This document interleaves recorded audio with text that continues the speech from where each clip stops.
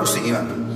Mungkin ada orang-orang yang membenci Islam, berpikir bahwasanya dengan menumpahkan darah kaum muslimin maka kami akan meninggalkan masjid, kami akan goyah dan kami akan tinggalkan Al-Quran, atau bahkan kami akan ketakutan dengan ancaman-ancaman seperti ini. Demi Allah, dari atas mimbar ini kami sampaikan bahwasanya kaum muslimin begitu tertumpah darah para syuhada tidak menambah kecuali keberanian pada mereka, tidak akan menambah kecuali semangat kami memenuhi masjid, tidak akan menambah kecuali kami kembali kepada kitabullah Al-Quran, dan kami makin yakin dengan janji Allah subhanahu wa ta'ala. Saudaraku seiman, mungkin sebagian keluarga korban bersedih, bukan hanya sekitar di New Zealand. Beberapa waktu lalu kita lihat pembantaian umat Islam secara massal, dibakar di Myanmar, di Cina, berapa banyak korban di Palestina, dan sebelumnya Sarajevo dan beberapa wilayah-wilayah yang lain. Mungkin di mata sebagian keluarga mereka sedih, tapi di mata kami yang sudah memahami secara hukum syar'i, ini berita gembira. Allah subhanahu wa ta'ala memilih para syuhada. Selalu dalam sejarah, kata para ulama, peperangan jihad yang benar sesuai dengan Al-Quran yang dan sunnah dari zaman Nabi alaihissalatu wassalam, perang Badar, perang Uhud, Fathi Makkah, Hunain, dan peperangan-peperangan yang lain, termasuk akhirnya adalah Tabuk sebelum meninggal Nabi alaihissalatu wassalam. Peperangan dipimpin oleh Khulafaur Rasyidin dan para khulafa yang datang setelahnya sampai terakhir dinasti Utsmaniyah. Bahkan beberapa wilayah masih bergejolak seperti di Palestina, beberapa tempat yang lain. Semua itu jumlah syuhada jauh lebih sedikit daripada jumlah yang hidup. Karena kata ulama, karena memang Allah memilih siapa yang paling ikhlas, siapa yang paling layak mendapatkan mati syahid itu, maka Allah subhanahu wa ta'ala memilih mereka. Seakan-akan pedang, tombak, anak panah dan peluru memilih siapa yang akan mendapatkan syahadah itu. Di perang Uhud, di perang Badar hanya 60 syuhada dari 314 orang. Di perang Uhud hanya 70 syuhada dari 700 orang, kurang lebih 10% saja, dan seterusnya. Semua peperangan dalam Islam umumnya syuhada lebih sedikit. Kata para ulama, siapapun yang masuk di kancah jihad kemudian memang betul-betul dia niat untuk berperang, maka pastikan dia tidak akan mati kecuali memang dia menginginkan syahadah itu. Meninggalnya Abdullah bin Haram, Amr bin Jamuh, Mus'ab bin Umair, Hamzah bin Abdul Muttalib, dan beberapa sahabat Nabi ridwanullah alaihim di perang Uhud, karena mereka sudah bertekad dari malam harinya, berdoa sepanjang malam tidak tidur, berharap agar esok harinya mereka mati syahid. Orang-orang yang tidak meminta itu, maka tidak akan diberikan oleh Allah subhanahu wa ta'ala. Jadi dari satu sisi mungkin ada keluarga mereka yang merasa bersedih, tapi sisi yang lain kami cemburu melihat mereka karena telah mendapatkan syahadah. Betapa banyak yang Allah janjikan bagi para syuhada akan kita dengarkan pada kesempatan kita kali ini. Namun sebelumnya teman-teman sekalian, kita akan membaca firman Allah subhanahu wa ta'ala yang kekal ditilawahkan oleh orang beriman sampai hari kiamat dalam surah Al-Imran ayat 133, dimulai dari situ sampai ayat 150. A'udzubillahi minasyaitonir rajim. Wasari'u ila magfiratin min rabbikum wa jannatin arduha as-samawati wal ard uiddat lil muttaqin. Dan berlomba-lombalah kalian menuju kepada ampunan Tuhan kalian. Kalau punya dosa segera taubat sebelum datang ajal dan menyesal. Dan kejarlah surga yang luasnya seluas langit dan bumi, hanya disediakan untuk orang-orang yang bertakwa. Surga, kata para ulama di sini dikatakan kejarlah. Kata para ulama tafsir, kejar apapun yang bisa membawa kau masuk ke dalam surga, termasuk puncaknya adalah mati syahid di akhir hidup. Di ayat 134-nya, alladzina yunfikuna fis sarra'i wad dharra'i wal qadhimina al ghaidha wal 'afina 'anil nas wallahu yuhibbul muhsinin. Ciri mereka yang segera berlomba-lomba kepada ampunan Tuhan mereka dan surga, diantaranya mereka sibuk menafkahkan harta mereka, baik di waktu lawang, di waktu lapang ataupun sempit, kaya ataupun miskin, mereka sibuk mengejar akhirat mereka. Dan orang-orang yang menahan amarahnya, orang banyak memfitnah, menggibah, tapi dia justru mengontrol emosinya, dan juga orang yang suka memaafkan orang lain, maka Allah menyukai orang-orang yang berbuat kebajikan. 135-nya. والذين إذا فعلوا فاحشة أو ظلموا أنفسهم ذكروا الله فاستغفروا لذنوبهم وما يغفر الذنوب إلا الله ولم يصروا على ما فعلوا وهم يعلمون. Dan juga orang-orang apabila mereka melakukan perbuatan keji atau dosa, atau mereka menganiaya diri mereka, mereka ingat kepada Allah, lalu mereka segera memohon ampun terhadap dosa-dosa mereka. Dan siapa lagi yang dapat mengampuni dosa selain daripada Allah? Dan mereka tidak meneruskan perbuatan keji mereka itu sedang mereka mengetahui. Artinya taubatnya nasuha, mereka taubat dari zina, dari riba, dari bohong, mereka tidak mengulanginya lagi.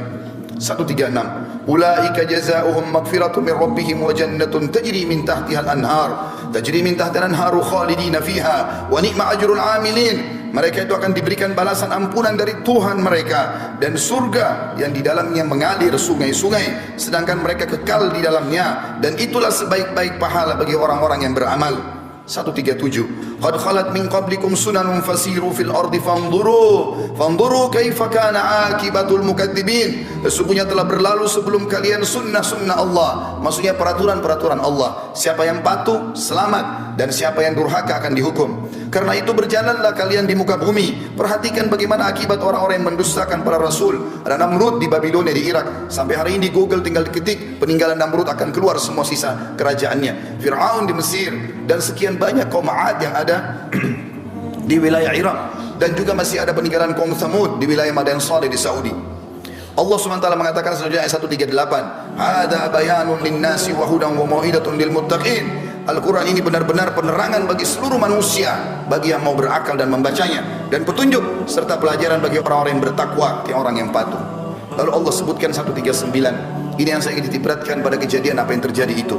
Allah mengatakan wala tahinu wala tahzanu wa antumul a'launa in kuntum mu'minin. Janganlah kamu bersikap lemah. Jangan justru dengan ancaman terorisme seperti ini lalu masjid jadi kosong, kalian tidak mau baca Quran, justru dicambukan untuk kembali kepada agama Allah. Dan jangan pula kalian bersedih hati, padahal kamulah orang-orang yang paling tinggi derajatnya, maksudnya orang-orang muslim, jika kamu benar-benar beriman. Allah mengatakan 140-nya, "Iyamsaskum karhun faqad massal qauma karhum mithlu wa tilkal ayyamu nudawiluha bainan nas wa liya'lamallahu alladhina amanu wa yattakhidha minkum syuhada wallahu la yuhibbul zalimin."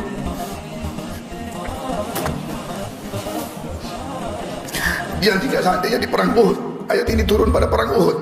Seandainya di perang Uhud kamu mendapatkan luka, hai muslimin, sesungguhnya kaum kafir juga di perang Badar telah mendapatkan luka yang serupa, dan masa kejayaan dan kehancuran itu kami gilirkan di antara manusia agar mereka mendapatkan pelajaran, dan supaya Allah membedakan orang-orang yang beriman dari orang-orang yang kafir, dan supaya Allah mengambil dan memilih para syuhada, dan Allah tidak menyukai orang-orang zalim.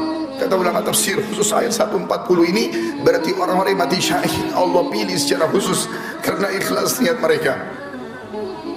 141-nya waliyumahhisallahu alladhina amanu wa yamhaqal kafirin, dan agar Allah membersihkan orang-orang yang beriman dari dosa mereka. Semua kejadian yang menimpa orang muslim apapun sifatnya akan jadi pembersihan dosa mereka, dan Allah akan membinasakan orang-orang kafir.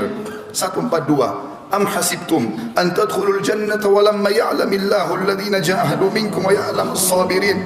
Apakah kalian mengira kalian akan bisa masuk surga padahal belum nyata bagi Allah orang-orang yang berjihad di antara kalian, dan belum nyata orang-orang yang sabar. Artinya Allah akan menguji siapa yang paling ikhlas, yang siap untuk membela agama Allah, maka Allah akan pilih mereka. 143-nya walaqad tamannawna walaqad kuntum tamannawna al-mauta min qabli an talqaw faqad ra'aytumuhu wa antum tanzurun. Sesungguhnya kalian mengharap mati syahid sebelum kalian menghadapinya, sekarang sungguh kalian telah melihatnya dan kalian menyaksikannya. Kata para ulama tafsir, pada saat Nabi SAW dan para sahabat pulang dari perang Badar, maka seluruh orang-orang yang selamat dari Badar bercerita bagaimana malaikat hadir di perang Badar, bagaimana para syuhada tersenyum, bau badan mereka mengeluarkan bau yang sangat wangi pada saat mereka meninggal. Maka sahabat-sahabat yang di Madinah penasaran, dan pada saat terjadi perang Uhud, perang Badar tahun 2 Hijriah, perang Uhud tahun 3 Hijriah, mereka semangat sambil mengatakan, "Ya Rasulullah, kami pun ingin mati syahid."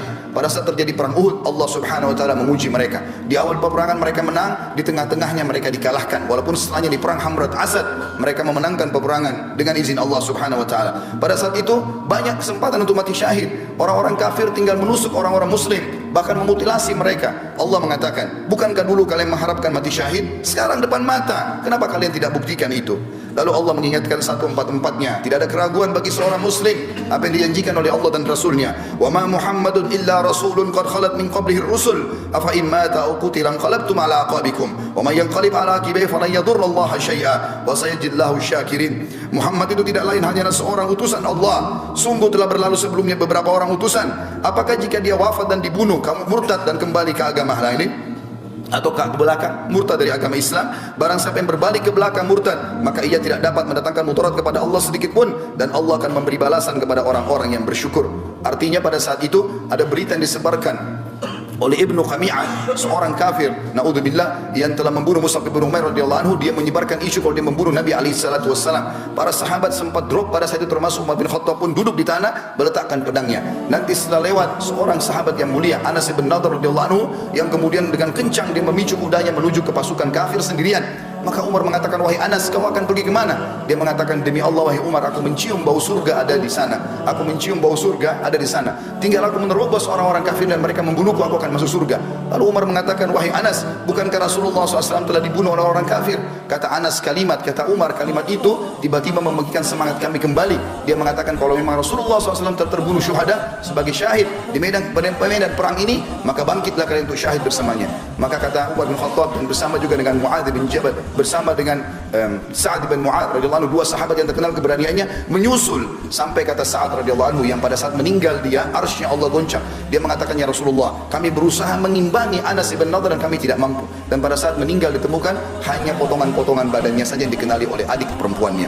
Lalu Allah mengatakan 145 menjelaskan kepada kita, bagi muslimin yang masih takut untuk mati, apalagi mati syahid, ini semua adalah ketakutan yang dimasuki oleh waswas syaitan. Karena memang orang pasti akan meninggal pada saat itu, tapi mulialah orang yang meninggal syahid itu sendiri. Allah mengatakan 145-nya, wa ma kana li nafsin an tamuta illa bi idznillah kitaban muajjala wa man yurid thawabad dunya nu'tihi minha wa man yurid thawabal akhirati nu'tihi minha sanajzi syakirin. Siapa, semua jiwa, semua yang bernyawa tidak akan mati melainkan dengan izin Allah. Kita biar keluar berperang, biar berhadapan sama musuh, biar lagi dalam keadaan bagaimanapun tidak akan mati kecuali ajalnya sudah datang. Sebagai ketetapan yang telah Allah tentukan waktunya. Barang siapa yang menghadapi pahala dunia, dia hanya ingin mengejar kehidupan dunia, niscaya kami berikan kepadanya kebaikan dunia itu. Dan barang siapa yang menghendaki pahala akhirat, maka kami akan berikan kepadanya pahala akhirat, dan kami akan memberi balasan orang-orang yang bersyukur. 146-nya, wa ka'ayyin min nabiyyin qatala ma'ahu ribbiyuna katsirun fa ma wahanu lima asabam fi sabilillah wa ma dha'ufu mastakanu wallahu yuhibbus sabirin. Dan berapa banyak nabi yang berperang bersama-sama, mereka sejumlah besar dari pengikutnya yang bertakwa, yang patuh. Mereka tidak merasa menjadi lemah karena bencana yang menimpa mereka di jalan Allah, dan tidak lesu dan tidak pula menyerah kepada musuh. Allah menyukai orang-orang yang sabar.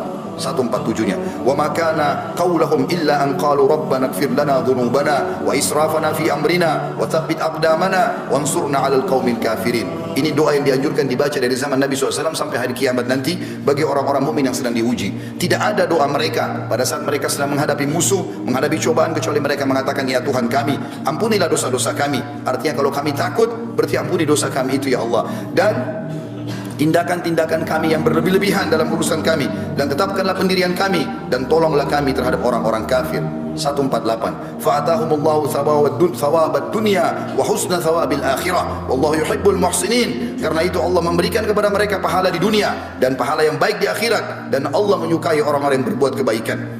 149-nya, ya ayyuhalladzina amanu in tuti'ul ladzina kafaru yaruddukum ala aqabikum fatanqalibu khasirin. Hai orang-orang beriman, andai saja datang kepada kalian teror, ancaman, apa saja, jika kalian mentaati orang-orang kafir itu yang tadinya mau menanamkan rasa takut di tengah-tengah umat Islam, niscaya mereka akan mengembalikan kalian kepada kekafiran, lalu jadilah kalian orang-orang yang rugi. 150-nya, balillahu maulakum wa huwa khairun nasirin. Tapi ketahuilah, ikuti Allah saja. Allah sebaik-baik pelindung dan dia sebaik-baik penolong. Kita tutup dengan 151-nya yang Allah berfirman, sanulqi fi qulubil ladzina kafaru ru'ba bima asyraku billahi ma lam yunzil bihi sultana wa ma'wahumun nar wa bi'sa mathwal zalimin. Dan akan kami masukkan ke dalam hati orang-orang kafir itu rasa takut disebabkan mereka telah mempersekutukan Allah dengan sesuatu yang Allah sendiri tidak pernah menurunkan keterangan tentang itu. Tempat kembali mereka adalah neraka, dan itulah seburuk-buruk tempat kembali bagi orang-orang yang zalim.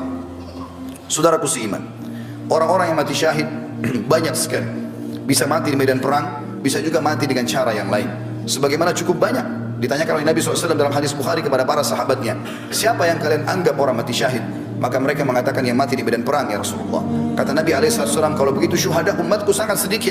Ketahuilah, siapa yang meninggal kena penyakit perut, siapa yang meninggal kena penyakit taun atau pes, dan siapa yang meninggal karena membela dirinya, membela keluarganya, membela hartanya, maka semua itu dihitung mati syahid.